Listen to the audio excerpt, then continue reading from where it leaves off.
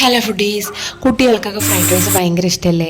അപ്പോൾ fried rice പോലെ തന്നെ എരിവില്ലാത്ത നല്ല സൂപ്പർ ഒരു റൈസാണ്. ലഞ്ചിനൊക്കെ കുട്ടികൾക്ക് ഭയങ്കര ഇഷ്ടമായിട്ട് കഴിക്കാൻ പോണൊരു റൈസാണ് കേട്ടോ. അപ്പോൾ എൻ്റെ റെസിപ്പി നോക്കിയാലോ. ഒരു കുക്കറിലിട്ട് ബീൻസ്, ക്യാരറ്റ്, ഉരുളക്കിഴങ്ങിട്ട് നന്നായി ഒരു ഫിസിൽ വേവിക്കുക.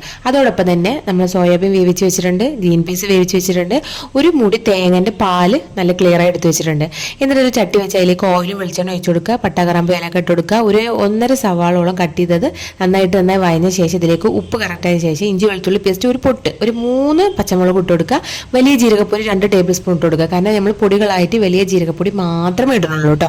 ഇതൊക്കെ ഇട്ട് നന്നായി ഇളക്കിയതിന് ശേഷം ഇതിലേക്ക് നമ്മൾ വേവിച്ച് വെച്ച സോയാബീൻ, പിന്നെ എന്താ പറയുക, നമ്മളെ ഗ്രീൻ പീസ് ഒക്കെ ഇട്ടിട്ട് നന്നായി ഇളക്കി കൊടുക്കുക. കുക്കറിൽ വേവിച്ച പച്ചക്കറിയും ഇട്ട് കൊടുക്കുക. നന്നായി ഇളക്കിയതിന് ശേഷം നമ്മൾ അരിക്ക് അളവായിട്ട് നമ്മൾ വെള്ളം എടുത്ത് വെച്ചിട്ടുണ്ടാവും, അത് ഇതിലേക്ക് ഒഴിച്ചു കൊടുക്കുക. ഇതിലേക്ക് ഒഴിച്ചത് തിളച്ച് വരുമ്പോൾ നമ്മൾ എടുത്ത് വെച്ച തേങ്ങാപ്പാലുണ്ടല്ലോ, അത് ഇതിലേക്ക് ഒഴിച്ചു കൊടുത്തതിന് ശേഷം നന്നായി തിളക്കുമ്പോൾ നമ്മൾ കഴുകി വൃത്തിയാക്കി വെച്ചിട്ടുള്ള നമ്മുടെ അരി ഇതിലേക്ക് ഇട്ട് കൊടുക്കുക.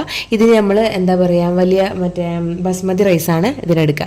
എന്നിട്ട് നന്നായി തിളച്ചതിന് ശേഷം നമ്മൾ ദമ്മ് വെക്കുക. ദമ്മ് വെച്ച് ഒരു എന്താ പറയുക, നമ്മൾ ദമ്മിൻ്റെ സമയം കഴിഞ്ഞ് പറഞ്ഞാൽ പൊട്ടിച്ച് കഴിഞ്ഞാൽ നല്ല അടിപൊളി റൈസാണ് കേട്ടോ. കാരണം കുട്ടികൾക്ക് പെട്ടെന്ന് ലഞ്ച് ബോക്സിലാക്കി കൊടുക്കും. ഇതിന് സൈഡായിട്ട് നമ്മൾ ഉരുളക്കിഴങ്ങ് പൊരിച്ചത്, ഞാനിവിടെ കത്തിരിക്കായ് പൊരിച്ചാണ് ആക്കി കൊടുത്തിരിക്കുന്നത്.